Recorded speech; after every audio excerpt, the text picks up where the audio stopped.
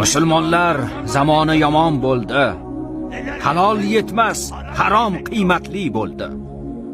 O'qilgan Qur'onga quloq tutilmas, shaytonlar semirdi, quvvatli bo'ldi. Harom bilan xamir tutdi dunyoni. Fasod ishlar qilgan hurmatli bo'ldi. Kimgaki Tangridan xabar berursan, tutib boshingga urar, hujjatli bo'ldi. Shogird ustozga xarxasha qilar, o'g'il ota bilan izzatli bo'ldi.